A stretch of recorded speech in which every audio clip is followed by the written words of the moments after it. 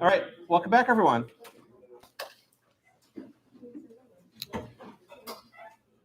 All right, welcome to law school. It's a treat for me to be here. I've actually not taught a live class in 18 months, so you're my first people. I can forget how to do it, but I think I'll be okay.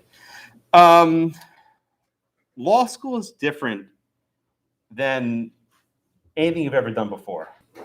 You're going to be challenged. You're going to be pushed. You're going to be confronting problems. And you're going to have to work probably harder than you worked before. But it's fun in a weird way. I think you're all here because you realize law is something that might be a meaningful career for you and a meaningful vocation. But it's a lot of work to get there. The purpose of this class is to simulate what a real law school class could look like. This is just for practice. It gets real on Monday. So whatever happens here doesn't count. I probably won't remember. I'm not taking attendance. I can only see half of your faces. I only recognize you out of this classroom. But this is just for practice. All right? Towards the end of the class, I want to give you all an opportunity to ask me questions. And you're welcome to ask me whatever you want. I have nothing to hold that. Sound good? All right. You all got the reading? Okay, so Sophia, are you here? Oh, right here. What are the facts in Pearson versus Post?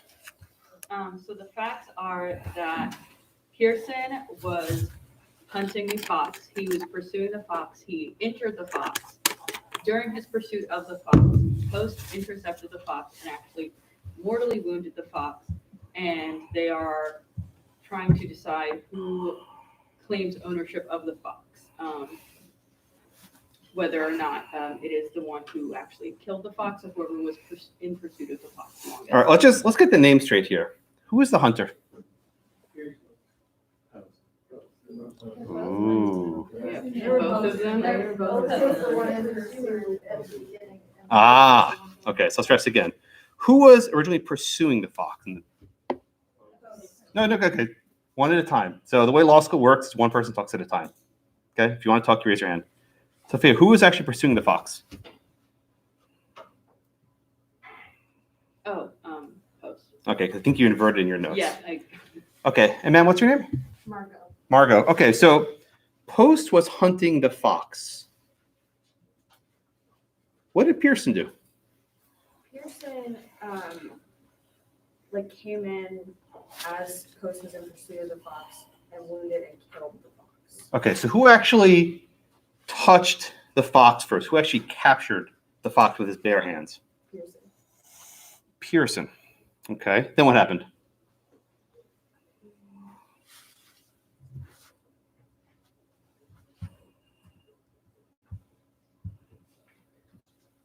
Well, Pearson touched him and killed him. Right, no, so what happened after the dispute, right? So Pearson gets the fox. What happens next?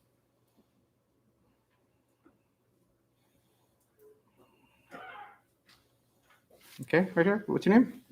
Megan, what happened after this dispute happened? Post tried to claim ownership over the fox because he was the original party. Right, how did he do that? What did he actually do? Filed suit. He sued him. Yeah. Every law school case that you study involved a dispute, right? People don't go to court because they agree. They go to court because there's a problem, right? Person A says, I have the fox. Person B says, no, I have the fox. They can fight, right? They can have a duel, I guess. Hamilton style, right? But instead, they went to court. And they asked a judge to resolve this dispute. Now, what's your name? Valerie. Oh, and I'm Josh, by the way, Josh Blackman. I forgot to introduce myself. I'm a little rusty. Actually, didn't have a mask on last time. It's funny, the last time I taught, I think, was actually in this room. And my student said, are we going back after spring break? I'm like, no, we're not going back after spring break. And they've graduated since, so there you go. So what's your name again? Valerie. Okay, so what did the trial court do here? Who did the trial court rule for? They ruled for post. The trial court, The lower court, yeah. the lower court. Okay. The lower court ruled for post. Why the lower court ruled for post? The lower court ruled because they thought whoever captured and killed the fox should have the person in pursuit. should So the trial court thought the hunter, right, would get it. thought the hunter. Okay. So then, man, what's your name? Becca? Becca. Okay, so there was appeal, right? Who appealed? Pearson. Okay, well, obviously, why did Pearson appeal? I know it's a dumb question, but why did he appeal? He believes that he should have possession over the fox. Yeah, and he lost the lower court, right? Okay, so this is just a very easy trick. Why is it Pearson versus Post? Why does Pearson's name come first? Becca, why does his name come first? What did you just give me the answer? What did Pearson do here? He appealed. The guy who appeals, name comes first. In other words, the person who lost in the lower court appeals, and his name comes first. Trust me, this might be the only thing you remember I say today. But if you ever try to, this happened with Sophia, right? Sophia, a minute ago, if you're ever not sure who's who, the guy who lost below comes first. I know it sounds stupid, but trust me, you'll use this like next week. It's like, oh, I can't remember who's who. Because often in the case of the plaintiff, the defendant, you never know who's who. Okay. So we know that Pearson lost in the lower court. His name comes first, and he goes to the New York Supreme Court of Judicature, the highest court in the state. All right. So what's your name? Jacob. Jacob. Okay, Jacob. So we have a majority and a dissent, right? We have Judge Tompkins wrote the majority opinion, and Judge Livingston wrote the dissent. Let's start with the majority. We'll get to the dissent in a few minutes. All right. Who did the majority rule for, Jacob? Pearson. Okay, why? Because, well, it's kind of strange, but it's everything. They refer to a bunch of ancient writers upon principles of like what. First of all, they define like what a beast was and the nature of a beast, and then they define the maiming and the killing of the beast. And they defined. I actually put a note in here that was the Latin. I think they were quoting Justinian. That's right. Fleta. And they said that whether it was not only by hand but also by instrument, that defines the possession of a beast, because whoever killed it is actually the one claiming it rather than the person. Okay, you just gave me a lot of Sorry. good pieces. No, you gave me a lot of good things. I want to sort of just unpack them one at a time. So first off, the majority rules for Pearson, right? Who I basically call the jerk, right? He saw his buddy, actually they were enemies, but he saw his enemy hunting this fox, and then at the last minute, he sort of swoops in and gets the beast, right? So the majority rules for the guy who actually laid hands on the fox. Okay, so what's your name? Luke. Luke. Okay, so your friend Jacob gave you some of the answers already, but help me out here. Why did the court rule for the guy who actually laid hands on the fox?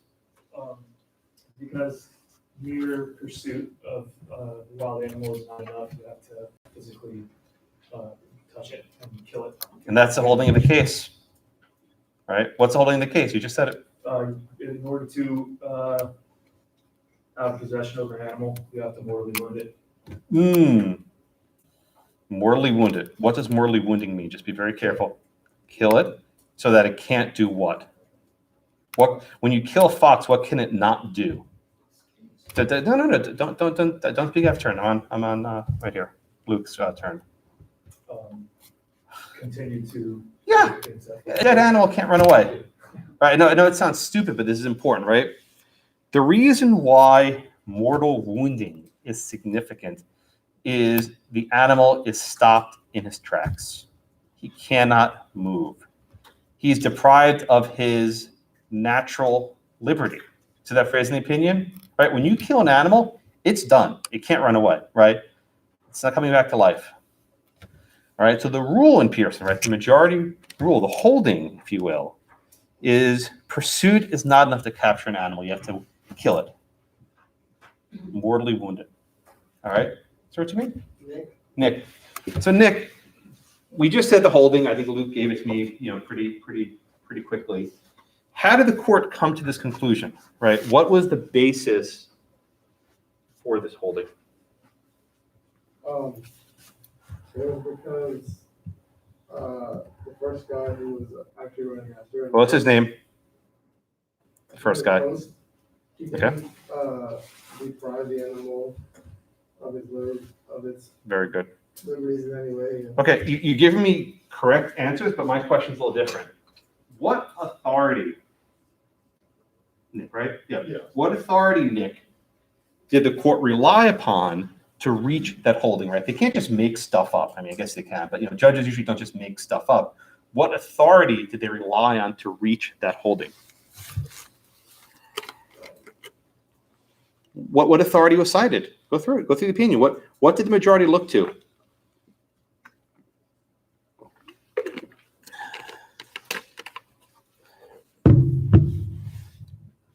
Jacob Brady's. Yeah, go ahead. Go ahead. The case cited from 11/74. And what is that?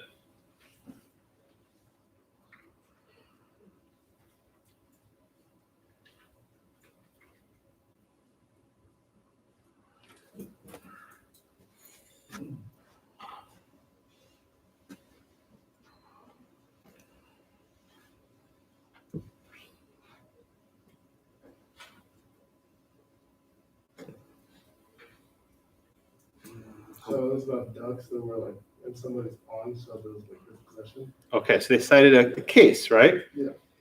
Case about ducks. Yeah. Okay, very good. Ma'am, what's your name? Lauren. Lauren. Help me out here, Lauren.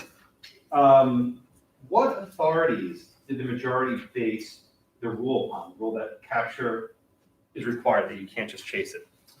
English common law. English. What is English common law? What is that? The body of law that was decided by the courts in England, What country are we in here? United States. Why on earth is a New York court in 1805 citing England? Did we just fight a war against them to break up independence? Why do we care what the English people thought? I mean, why? Why is that relevant? Because that is what our judicial system was based off of, and also because it was in the absence of any man-made right or law. Oh, okay. What do you mean man-made right? I think you're on the right track. What do you mean man-made? We didn't have any laws that defined what would be property. When you say law, what do you mean by law? I realize it's a sort of stupid question, but what do you mean law? Statutes. Statute. Lauren, help me out. What's the difference between statute and common law? One is created by a legislature, and common law is created by the courts. Excellent. Very good. All right. So let's just pause here, right? We're in 1805 in New York. We just fought a bloody revolution to secure independence from England. All the English statutes and all the English law gone, right? We no longer follow the king's rule. But the courts still look to the English judges. The courts still looked to the English common law. So in all of your cases this semester, I think maybe 90% of them will be cases built on English common law. Not all of them, but like a huge chunk of them. In fact, if you look at your case book, you're probably got some English cases. Have you looked at your syllabus already? If your first week of class got some English cases, and they're hard to read, aren't they? It's like they're talking a different language. It's English, trust me. It's legal English, so it sounds weird. All right. So Lauren gave me these good answers. She said there's no statutes, so the courts look to the English common law. But they looked even further back than that. They didn't just stop at the English common law, right? So what's your name? James. James, what else was it? What else did they look at? Not just the English cases. What else did they look at? I thought I was reading something about French. They looked at French stuff. Yeah, what was one of those guys' names? Was it Mark? Who the heck is Jean Barbarac? Or is it Jacques Barbarac? I never always forget his first name. Who is Barbarac? Jean, I was right the first time, Jean. Who the hell? Who is Jean Barbarac? You ever hear about Jean Barbarac? No, you guys didn't read him in college? Me neither. You joined the club. Now, let me just stay on you for a second. Why on earth? Okay, so I get citing English courts or the English legal system. We're kind of from England, whatever, right? Why the heck are we citing 18th century French jurists? What does that have to do with our legal system? Because the English got it from the French. Okay, English got from the French. All right. Ma'am, what's your name? Callie. Callie? Callie, what else did the court cite? What other types of authorities?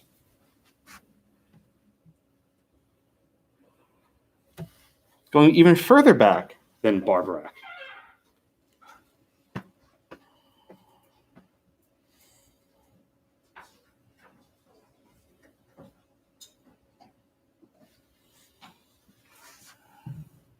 Do you have your notes?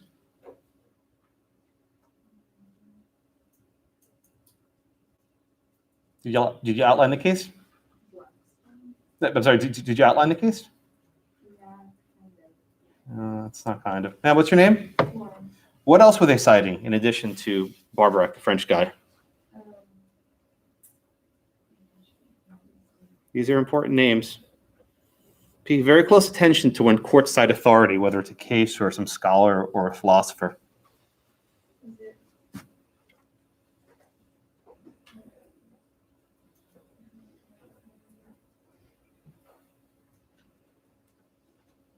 Have it in your notes?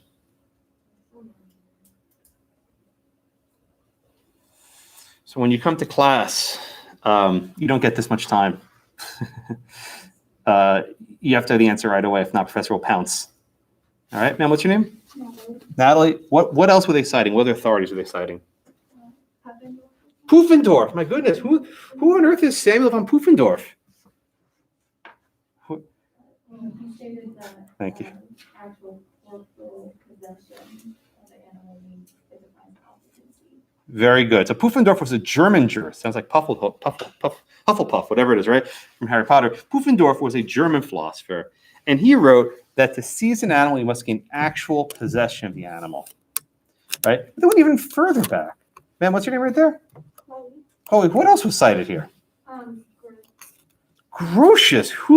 Grotius was another Dutch philosopher. I mean, why are they citing German philosophers and Dutch philosophers? I mean, why are they looking to all these old dead people? They didn't win the war. Why would we care what they think? They're looking for commonality in what other jurisdictions do to get an idea. Okay, you're actually giving me a very good answer. I want to just drill that for another minute. What do you mean they're looking for commonality? You're so close. Just give me a little bit more. They're looking for direction on what other jurisdictions do in certain cases like this. Why would these judges here in New York in 1805 be looking to German philosophers from 400 years ago? Because the U.S. was a newer I'm sorry about that. Yeah. new sovereign, and these countries are older, more established, they have laws. So the judges are looking for something, right? Anything. And believe it or not, today we don't care about hunting too much. Maybe hunters do, but this was a big deal back in the day, right? When you made your living on hunting animals, people cared about this stuff. When people would either starve to death or have dinner for their family based on who got the fox, this stuff mattered, right? This wasn't just about, you think like the fox hunt with the hounds and the red coats and the horns, right? The elaborate trappings. People needed food to survive. So these are important cases. In fact, they even looked at Justinian. You see that name Justinian in your notes, right? Justinian was a Roman emperor from the 6th century. So when this case was decided, that was 1,000 years earlier, right? This was a very old authority, but even back then they were discussing chasing foxes. So this is not some sort of random dispute. The weight of authority, right, from all of these philosophers from history is that you needed to physically capture the animal. Chasing the animal was not enough, right? You had to actually physically capture the animal. Okay, ma'am, what's your name? The blue computer. Vanessa. Vanessa, why do you think all these philosophers over the many ages adopted the rule that physical capture is required? Why do you think they adopted this rule?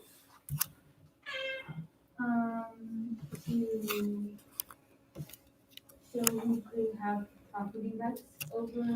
Well, that's the conclusion. Who gets it? But why they picked that rule? Why didn't they pick the rule that the person who chases it gets it? What's the benefit of the capture rule, as it's called? Why would judges think this is a better rule, that the person who gets it keeps it?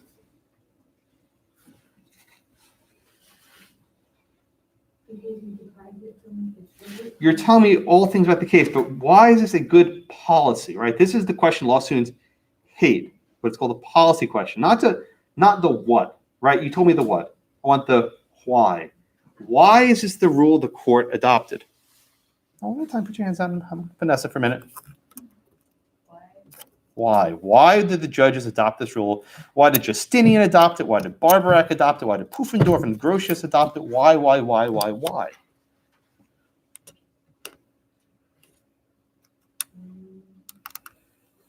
Law students hate this question. She's wincing right now because she knows she's next. All right, so, yeah, sorry. What's your name? Sorry, Maddie? Yeah. Maddie, why? Why did the judges and the philosophers and the emperors all adopt this rule over the course of 1,000 years? Why is it the better rule? That okay, you're on a start, right? Why is that the better rule?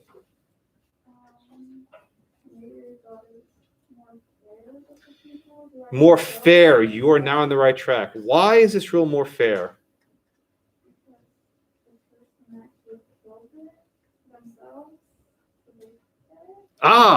So Maddie, you're like an inch away. Let me just finish.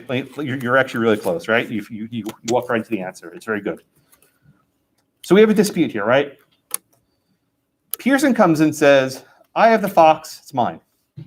Poe says, "Well, I just chased it for an hour. It's mine." You're the judge. What are you supposed to do with that case? How do you resolve that dispute? One guy has the fox and says, "Well, I've been chasing it for an hour."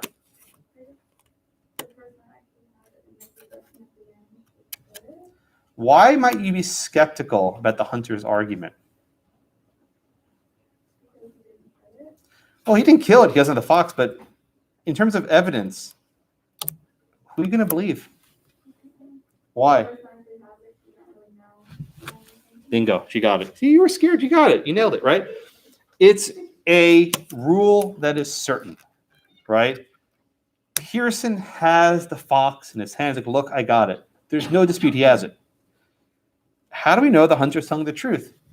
This may surprise you all, but people lie, right? Everyone lies, right? For different reasons, perhaps. Don't lie in law school. You're screwed. If you lie to us, you're in trouble, right? But lie to everyone else, fine. There are evidentiary issues, right? When you say you are hunting it for 7 hours, what if you were actually hunting it for 7 minutes? There were no cameras back then. There's no live streaming, right? They weren't like TikToking their hunts, right? We have no idea what they were doing, right? It was done only on a person's word, which is not worth very much in any court because we don't believe people, especially people who are pissed off and want their damn fox back, right? So the courts and Justinian and Barbarac and Grotius and Pufendorf favored the rule that favors physical possession for a lot of reasons, one of which it's certain, right? It's certain. It's easy. There's no dispute. The guy has a fox. He wins. Now what you doing? Whoa. Okay. I once had right there 2 students, 2 guys and 2 girls with both the same name. 2 guys, and I think they did it on purpose to screw with me, but it was always very confusing. All right, Maddie, over there. Now, I think Maddie, number 1, said this rule is fair. The rule of capture is fair. Do you agree? I mean, I get that it's for certainty because you never know if people lie, but like I do hunt. So Oh, perfect. That's good. That's good. Do you think that? So, which rule do you think is more fair, Maddie? I don't know. It's like wishy-washy. My brother bow hunts, so we also priority hunt. We have to track the animal. I would get into a fist fight if I spent hours trying to track an animal, and then my dad swings by and just shoots it. Like he wouldn't have gotten that animal if it wasn't for me. You cornered it, yeah. So I feel like if I put in all the time in the work and I was close enough to actually do it, if he got there first, it should be on. So you invested all this labor and hard work into the hunt, and this jerk, your dad, right, swoops in at the last minute and takes your kill. So you disagree with Maddie then? You think the majority rule is not fair? It's not fair, but I understand it can cause a lot of problems because people do want to walk. Okay, good. You two just nailed policy, right? It's actually perfect. Two Maddies next to each other view the opposite way. This is just perfect, right? Maybe you don't. I don't know what you think, but you did a very good job, both of you, right? You have these two concerns. One is certainty, a clear rule. The majority rule is very clear. You have the fox, you win. Easy. 1, 2, 3. No evidentiary disputes. The rule of the hunter, which is a dissent rule, is that capture is not required. That pursuit may be enough.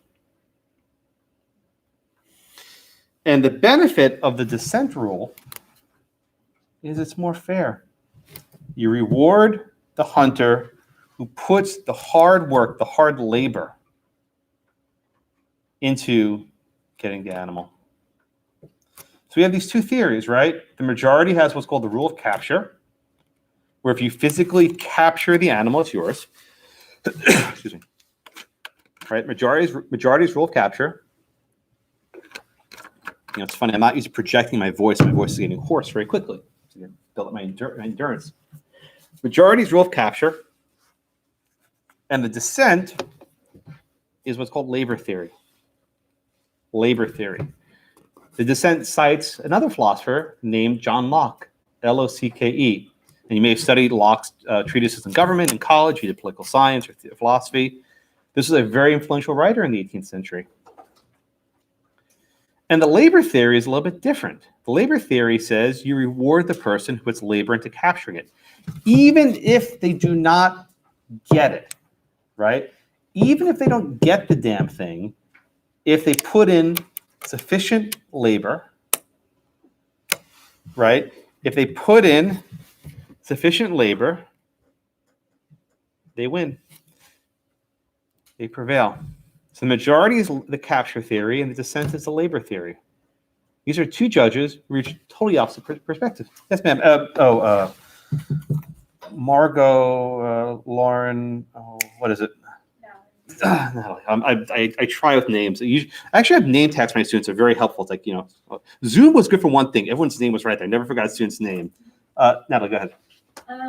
Who decides what's sufficient? Oh, you asked my next question, which is for, what's your name? Danny. Okay, that's my next question. Who decides what's sufficient? That was my very next question on my list. You anticipated where I was going, which is good.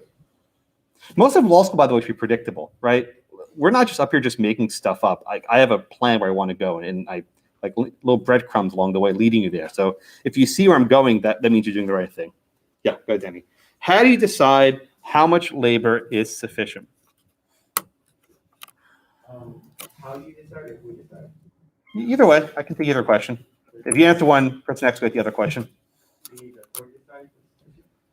That's why they're Okay, well, yeah, right. The court decides, but how does the court decide? based on the amount of work done. So like in his case, he had a bunch of hounds and he was following him. So let's say I have a bunch of hounds and the fox is, 100 yards away. Is that enough labor?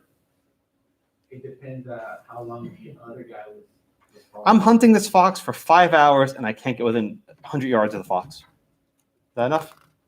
I'm like nowhere near it. The fox is like across the street. I can't get closer. This fox is fast. I don't think so. Okay, ma'am, what's your name?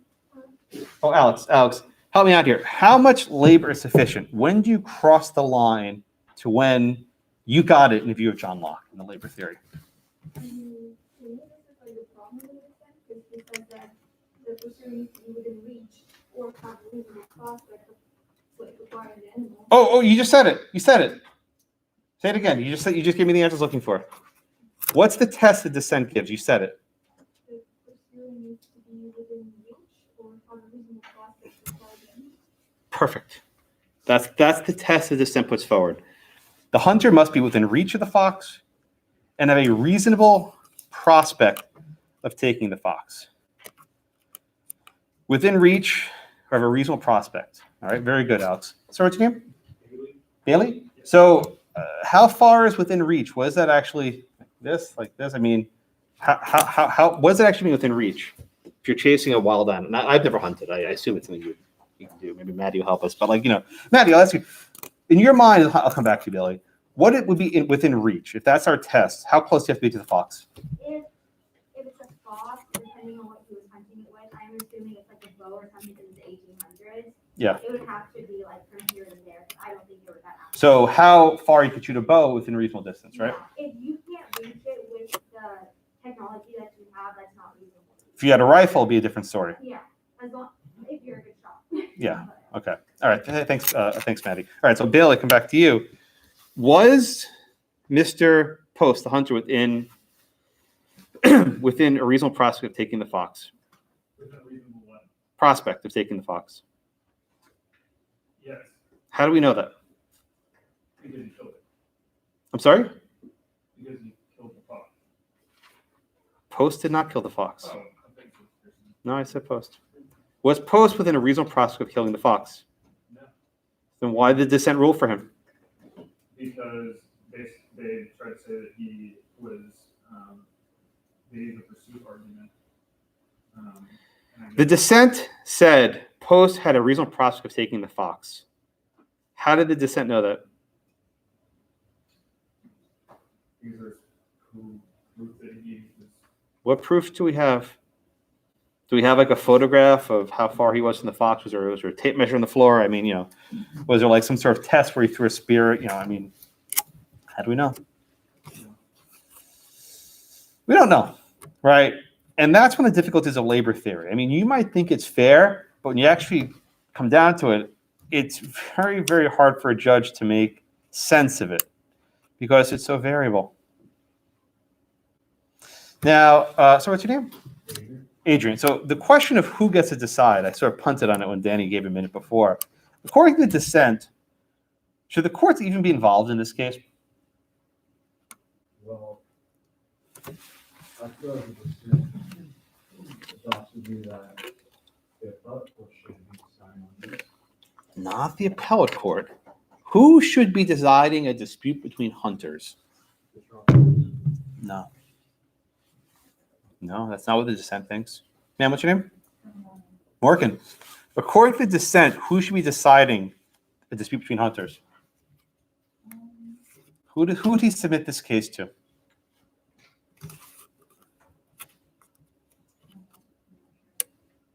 Sir, what's your name? Hayden.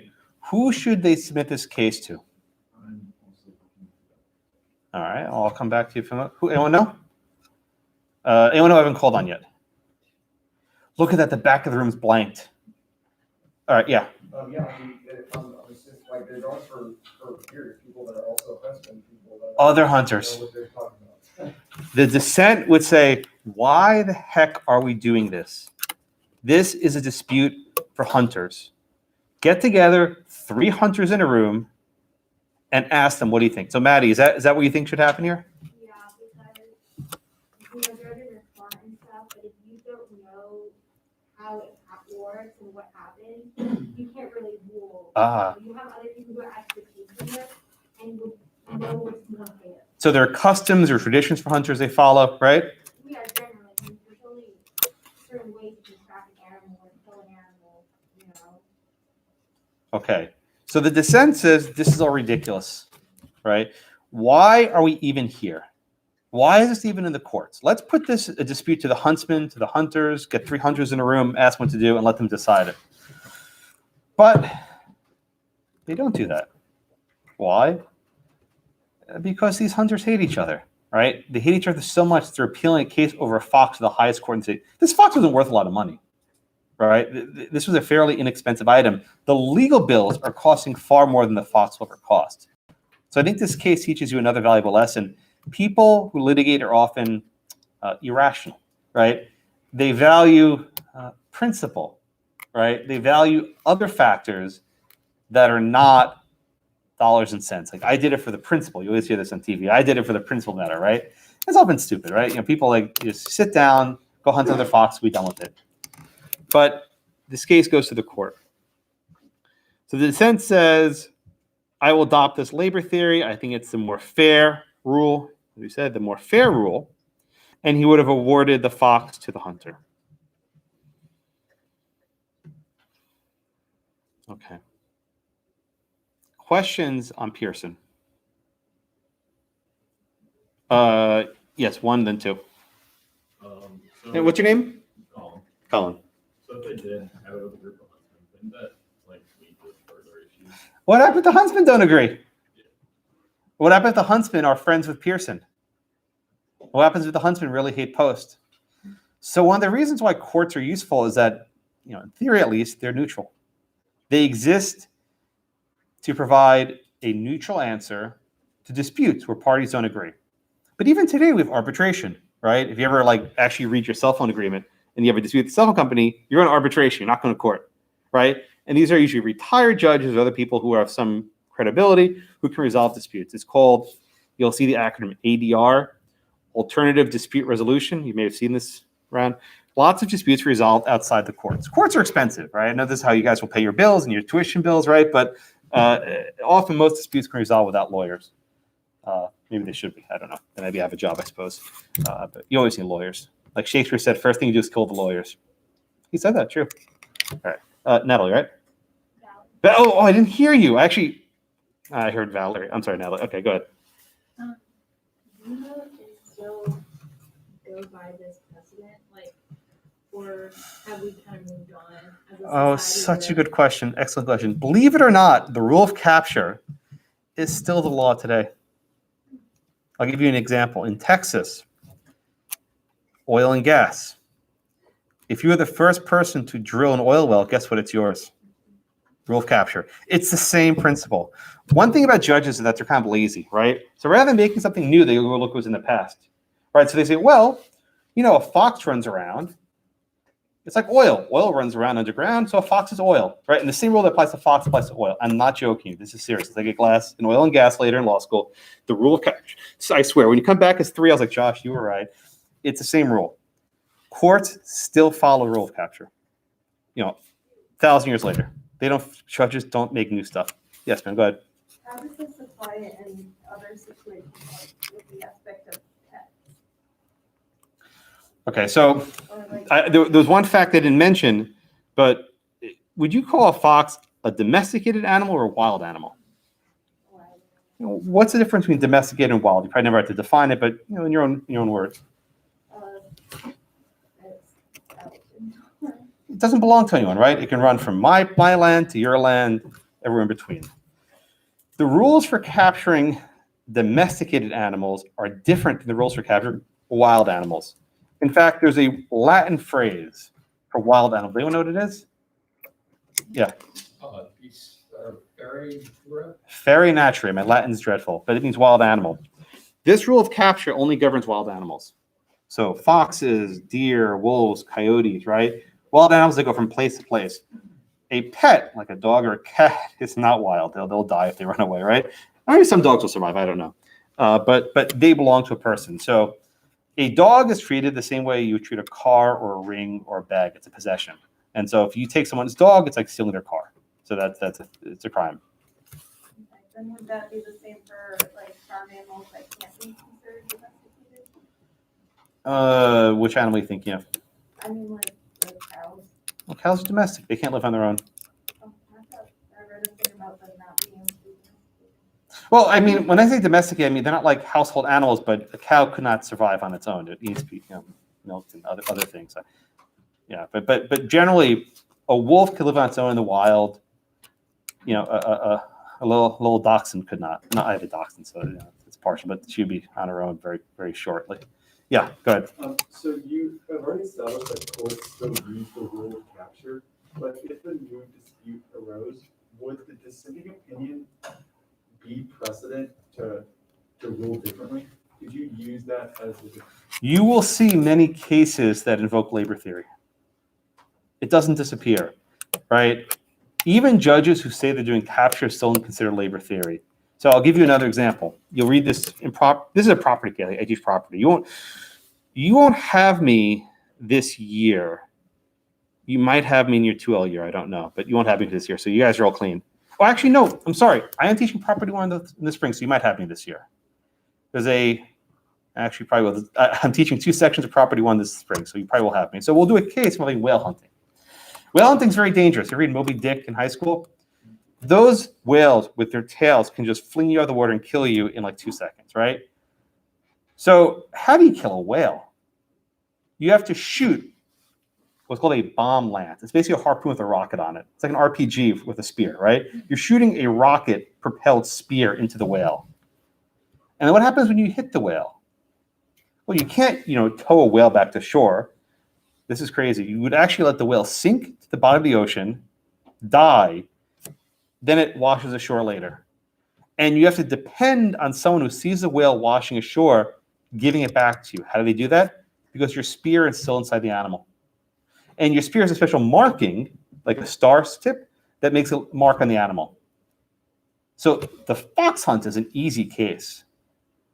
The whale hunt's a beast of a case. So wait till the fall. Yeah, you know what? I'm sorry, I misspoke. In the spring, I'm teaching property 1 of 2 sections. You'll probably have me. So there you go. You'll have to dread me for the rest of the year. Or not, I don't know. Other questions on the case? Yes, Alex, right? Good. I mean, I don't know how much, how relevant it is to ask this question right now, but there's this other thing, solars versus solars, which I don't know much about, except that it held that the fish that have been captured and put up in an inlet with a fence that blocks their activity can still be captured there. I'm sorry, which case? I didn't hear what you said. Solars versus solars, I don't know if I pronounced it. Spell it. I'm not hearing. Sollers. SOLERS? Is it from this case? I'm I'm drawing a blank. I'm sorry. SOLLERS? Where did you see this one? I just was Googling stuff. Oh, you were Googling. Well, I don't know that case. Oh, sorry, I can't.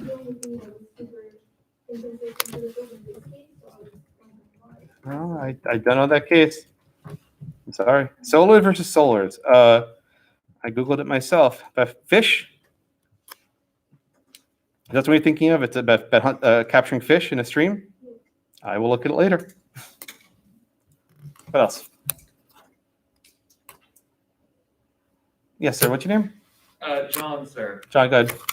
Over time, as the United States has built up a library of precedent, have activities like looking at, 14th century German philosophers and the Emperor Justinian disappeared or become somewhat rare? Yes, but it's for a very specific reason. We have statutes, right? Back in 1805, there was no statutes. Today we do. So if if there's a dispute in Texas about animals, you'd sue them under a trespass statute, right, or a conversion statute. So we have laws. So to answer your question, the relevance of these philosophers has diminished, but trust me when I say this, the ideas they had don't disappear. The labor theory still pervades a lot of law, like intellectual property law, for example. If you create an invention, you're rewarded for it, right? That's labor theory. Oil and gas, if you drill a well, you've captured it. Even though oil and foxes are nothing alike, that's the law we apply. So even though they're not cited directly anymore, they still... You got to know them. And that's why it's a good point. 1L starts with these basic building blocks. To really get law school, you need to get these 1L cases because all the judges who are writing opinions were sitting exactly where you're sitting, right? Maybe in 20 years, a bunch will be judges writing opinions. But like every law student went through the same torture, I suppose. But they went through the same process and they read the same cases. Maybe that's a bad thing. Maybe they should read different things. But they all did, and that's what they're basing their opinions on. But good question. Yeah, there was a hand in the back. What's your name? Davis. Davis, go ahead. When they're creating statutes, they would probably consider a lot of the values in these little cases, right? Like labor and who got what first. Exactly. Right. When members of the legislature are writing statutes, they're not writing on a blank slate. Yes, sir. Many of them are lawyers. Maybe they say, wow, I really like the capture rule. Let me write a statute embodying the capture rule. So look, whatever you do in law school, for better or worse, is built on this 1L foundation. It's truly important. It's a process that you have to, and I'm not trying to sugarcoat it. It's not pleasant. It's going to suck, right? You're going to hate it in about 2 weeks. It's when it hits you like, oh my God, I know what I'm doing, right? But then you get over it, right? You figure it out for yourself, and everyone has a different path. But this building blocks is very important. I think at least. Yes, Bailey. So obviously I think the majority decided this way because it's easier to prove, and even in future cases, capture over pursuit. Mm-hmm. So hypothetically, though, in this case, if there had just somehow been evidence that Post was in pursuit, do you think the court would rule the same way in order to establish a more concrete precedent? So you're saying if post actually got closer? If there was just some way to prove beyond reasonable doubt that Post was in pursuit and got close, yes. That'd be a harder case, wouldn't it? Or let me give you a different one. What if, let's say, Post threw a spear at the animal? It didn't mortally wound him, but it slowed him down. Right? Let's say he threw a spear at the fox's leg, and the fox kind of kept stumbling along, and because he got slowed down, the other guy swooped in at the last minute. Would that make a difference? Did Pearson capture him at the end? Pearson got at the end, but Post threw the spear that slowed him down, put a spear in his leg. Would that change the case, you think? Well, I mean, that would prove that he was in reach. Well, no. He threw the spear from across the woods and hit him in the leg, and then the fox sort of hobbled away, and then Pearson got him. But is that not? No, guys, gotta raise your hand. And I think you did the same thing. Don't speak out of turn. That's the easiest way to annoy a professor. You gotta raise your hand if you want to speak. On Zoom, it was actually very useful because you're all mute. But now in real life, we have to go back to the actual one, right? I'll go back to what was your name again? No, yeah, you. Davis. No, head of Davis. Yes.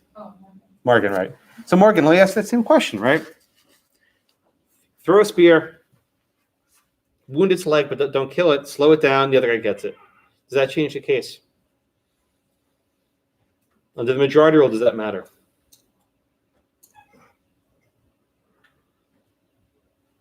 So, I don't think so, because at the end of the day, it was still. It makes no difference to the majority. And the dissent didn't really care. It didn't really have any evidence of how close he was before he slowed it down. But the majority seems to suggest there might be a case where even if you don't physically capture it, if you inflicted a mortal wound, that might be enough, right? So imagine this situation, right? What's your name? Hayden. You throw the spear, you kill it, but you don't get it, right? You throw the spear at it and you go right through the head, it falls down, and as you're running to get it, the other guy swoops it. Who wins there under the rule of capture?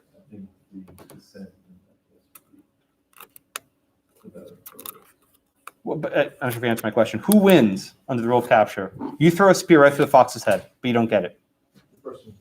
Why? Because he mortally wounded. Capture is not necessary if there's a mortal wounding, right? The majority recognizes that. So if you throw the spear right through the fox's head, this is gruesome, I know.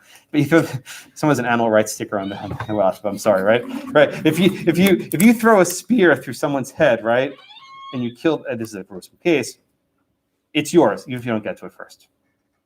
All right, very good.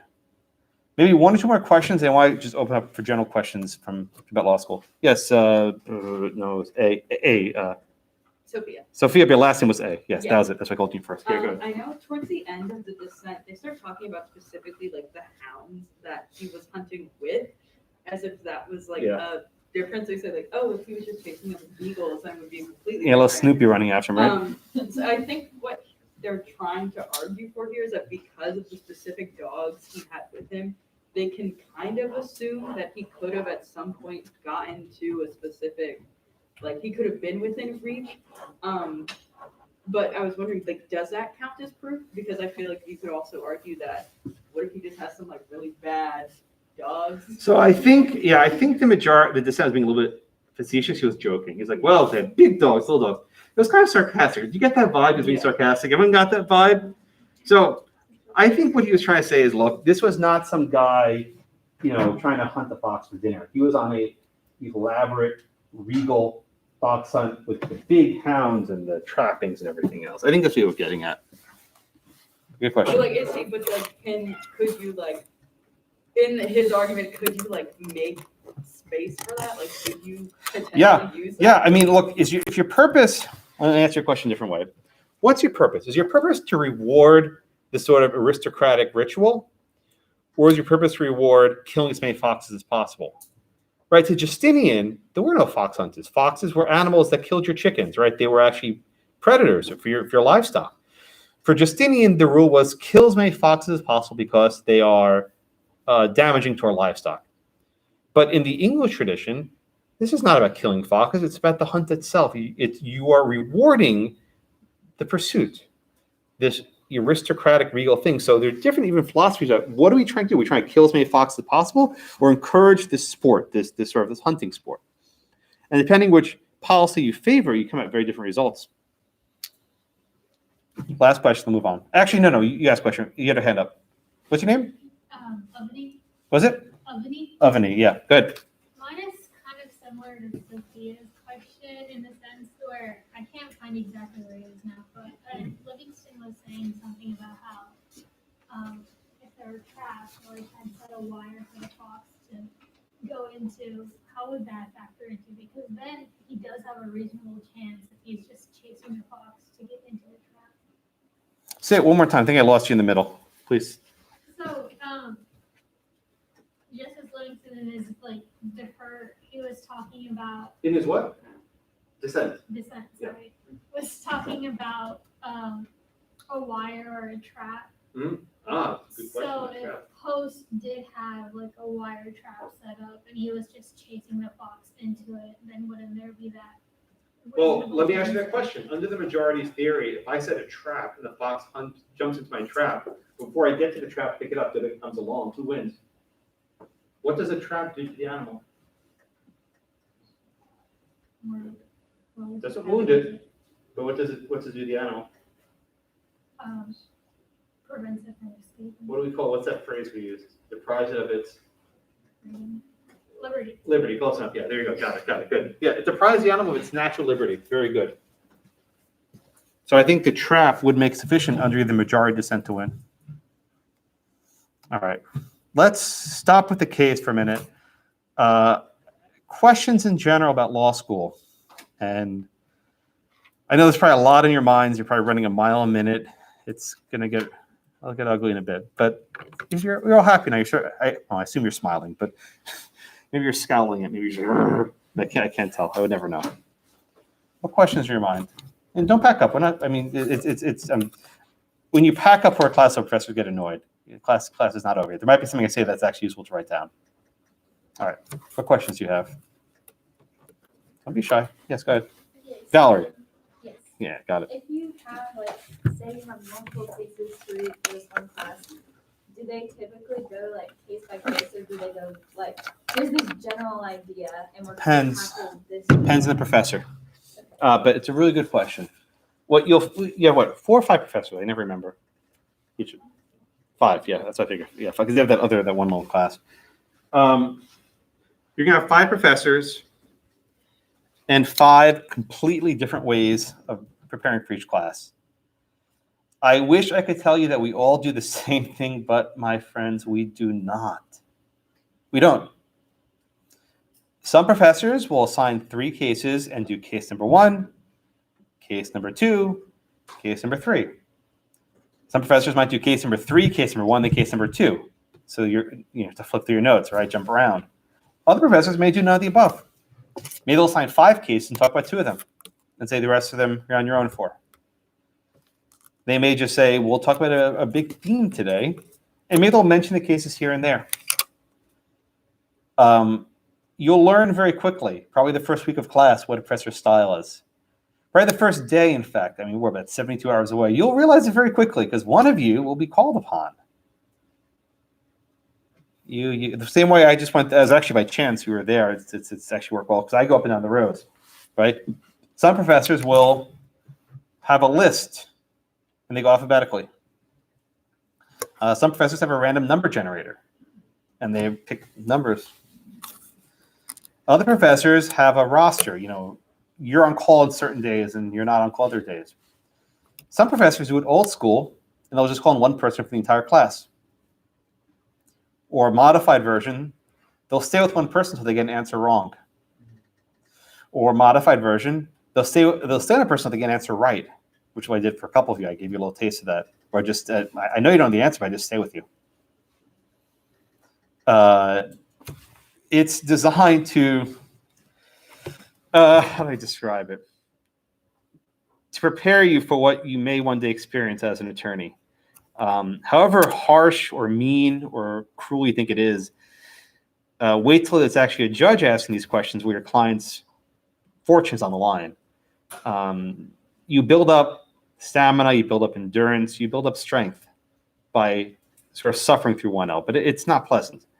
One of you will be called upon, and maybe you read for class, but you have no idea what the answer is, and the guy next to you does. And you're like, oh man, what did he read that I didn't read?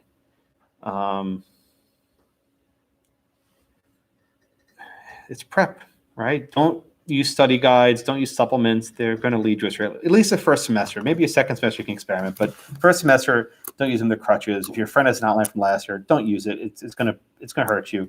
Professors know. Don't fall behind in the readings.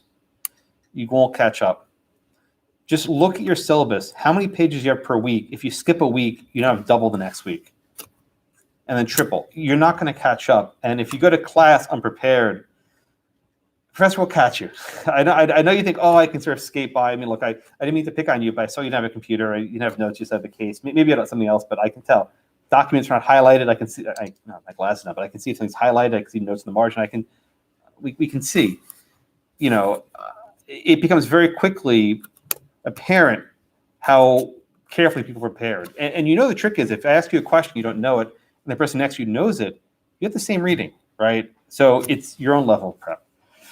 Students always ask, Josh, how do I prep for class? There's no good answer. Everyone needs to figure out what works best for them. Some like study groups, some don't. But at a minimum, you need to be able to read the case to understand it, right? Reading a case once is probably not enough. This was it 5 or 6 pages, the reading I gave you? 7 pages? How many times did you read it? 2 or 3 times? If you didn't, you should have, because this is not an easy case to read the first time. 2 or 3 times is probably about right. So if you get 20 pages assigned for reading, it's more like 60, because you're reading it 3 times. At least to start. Maybe you guys are all geniuses and you read it once, but I sure was not. What other questions you have? Yes, someone else who hasn't asked a question. I'll go back there if no one else. All right, Valerie, go ahead. Go ahead. If you get called on and you don't know the answer, is it better to just say, I don't know, or to try and waste the class? Yeah, it's a really good question. What do you do if you don't know the answer? Well, there are different kinds of I don't knows. There's the I don't know because I didn't do the reading. Those you're screwed. If you try and, pardon the French, bullshit the professor, they'll smoke it out real quick, right? Like 1 year I did orientation, the guy sitting right there, he obviously didn't read the case. And I was asking him a question, he said, oh yeah, then he shot the fox. What the hell are you talking about? He shot the fox? Somebody had a gun. He was just making stuff up because he didn't read the case. I knew it. Like, funny story. This guy who's sitting, sorry, keep pointing to you, he sat right there. I remember people sit. He came into orientation late. He came in late. I'm like, who the hell is this guy? So I called him first. And he didn't do the reading. I found out later he flunked it after the first semester, didn't make it to the second semester. I'm like, okay, that's about what I expected. And I don't use this to scare people, but if the level of prep for orientation isn't there, that just is, it's downhill from there. So you have to start strong. It's very hard to catch up. You'll have a midterm midway through, which is sort of like a reality check. And you'll see very quickly where you are. Go to office hours. We're all in masks. We're allowed to see each other in person now. It's not on Zoom. You're human beings. Get to know your professors. Your professor should know your first name. It's nice. If they don't know who you are, they can't help you much. Don't be afraid of them. They're going to be mean in class, but usually much nicer in office hours. Right? Go. Follow them after class. Just, walk with them back to their office. Talk to them for 5 minutes. They can help you a lot. All right. Other question. I have a minute or two left. They have some Zoom thing after. I didn't think. Sorry, I keep bad mouthing Zoom, but you can have a Zoom thing in a minute. What else? Go ahead. Ask a question. Go ahead. Is it Lauren? Yes. Okay. Did you practice or did you know from your time in law school that you wanted to go exactly?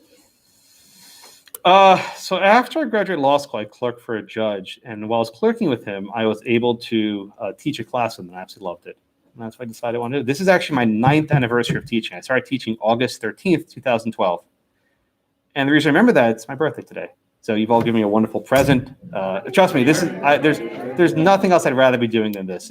I know you don't believe it, but I love teaching, and it's very good to be here and in human being in the flesh. You might see my face for like 2 quarters of it. Okay. What else? When going home after class and trying to, kind of summarize everything you learned and talked about, like in Pearson versus Post, is a useful practice kind of taking those hypotheticals, like when you change the facts. That's what law professors love to do. They try and, if you saw what I was doing, right?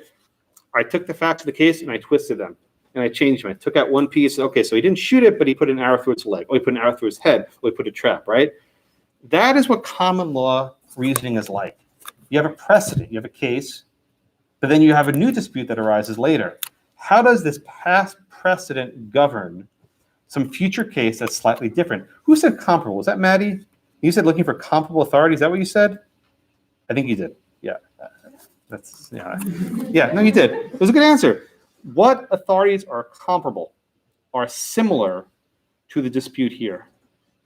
And one of the talents you all have to develop is figuring if a case is similar or distinguishable, right? Oh, no, this case is distinguishable for XYZ reasons, or this case is right on point. It's exactly what we have here. If the case is on point, you're good. But if it's slightly different, what if this dispute next year where, someone asked, he got within 6 feet of the fox, but then someone else swooped and got it. Well, that's a reasonable prospect. Close enough. Yeah, go ahead. Any thoughts on, I guess, practicality and value of when there's other cases cited within a case, taking the time to go through them? And Yeah, well, that was Alex. I got nervous. Like, oh man, did I miss a case? I thought I knew them all. All right, I know the duck case that someone mentioned. I know the duck case, but the solar case, I didn't know that one. Within reason. I mean, to be frank, you're gonna have a lot of work, and diving down other cases might impress the professor, but make sure you do your own work first. There's a lot of cases that you can always read. Okay, what's the schedule? Are we done now? I mean, I don't want to keep beyond. I know you have a break. Okay, what's your next step? We have to go to the auditorium. Where is that? It's on the first floor. We're there yesterday. Oh, yeah, it's right down the hall. Yeah. Oh, it is on the. Yeah, it's still around the- All right. So I'm done. If you want to come and ask me a question, I'll stay here. But thank you all so much, and wish you best of luck. Thank you all. Yeah, it's like 3, but like not.